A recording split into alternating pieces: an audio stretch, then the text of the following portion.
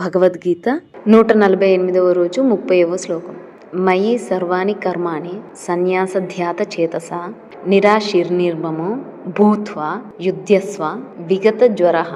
మయి సర్వాణి కర్మాణి సన్యాస్య ఆధ్యాత్మ చేతస నిరాశిః నిర్మమః భూత్వా యుధ్యస్వ విగత జ్వరః. సర్వాణి సమస్తమైన కర్మాని కర్మములను మయి నాయందు ఆధ్యాత్మ చేతస ధ్యాన చిత్తముతో సంన్యాస్య ఉంచి నిరాశిహ ఆశలేని వాడవును నిర్మామహ మమకారం లేని వాడవును విగత జ్వరః సంతాపరహితుడవును భూత్వా అయి యుధ్యస్వ యుద్ధము చేయుము.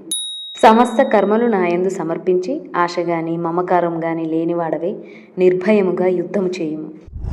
Surrender all your actions to me and fight fearlessly, free from desire and attachment. అది ఏ కర్మైనా సరే ఇంకా చేయడానికి భయపడకుండా చేసేసే. నీ కర్మను నువ్వు చేయి, అవి నాకు సమర్పించి చేసే. చాలామంది తినేటప్పుడు కూడా కృష్ణార్పణ అంటారు, అంటే తనకు సమర్పించి తింటున్నట్టుగా. అది ఏదైనా వాళ్ళకి బాడీకి మంచి చేయాలన్నట్టుగా అలా అంటారు. సో నువ్వు కూడా ఏ పని చేసినా, ఏదైనా ధర్మమైన పనిని, నీ కర్మని, నీ స్వధర్మమైన కర్మని నా యందు సమర్పించి ఏ ఆశ మమకారం లేకుండా నిర్భయంగా యుద్ధం చేయి.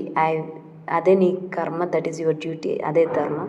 ఇది నేను నా లైఫ్లో ఎలా ఇంప్లిమెంట్ చేసుకుంటున్నానంటే, చిన్నప్పుడు మనం ఏదైనా పని చేసేటప్పుడు అది పని అయి ఉండొచ్చు, లేదంటే ఫ్రెండ్స్ విషయంలో కానీ ఎనీ రిలేషన్షిప్లో కానీ మనం చేస్తున్నప్పుడు డౌట్ ఉందనుకో, అది కరెక్ట్ అయిన విషయం అయితే అప్పుడు మన మమ్మీ కానీ డాడీ కానీ సపోర్ట్ చేసి, బ్రదర్ కానీ సపోర్ట్ చేసి ఇది కరెక్టే నువ్వు చేసే అని అన్నారనుకోండి, ధైర్యంగా ఆ పనిని ఇంకా బాగా చేయగలుగుతాం. అంటే దాని మీద ఎలాంటి ఆశా మమకారం లేకుండా ఫస్ట్ చేయాలి.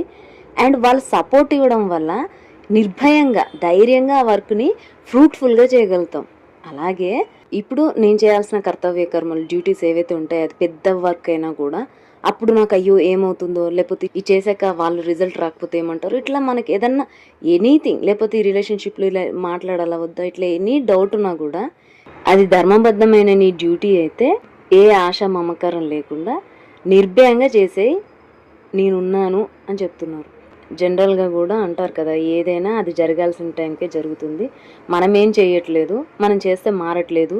సో అదే అన్నట్టు, ఇప్పుడు మనం ఏం చేసినప్పుడు టెన్షన్ ఫీల్ అవ్వకుండా మనం చేసినా చేయకపోయినా ఏది జరగాలో అదే జరుగుతుంది, ఇదే కర్మ అనుకొని నిర్భయంగా దేవుడి మీద భరోసా వేసి చేస్తే దాని పని ఫ్రూట్ఫుల్గా జరుగుతుంది అని నాకు అనిపిస్తుంది.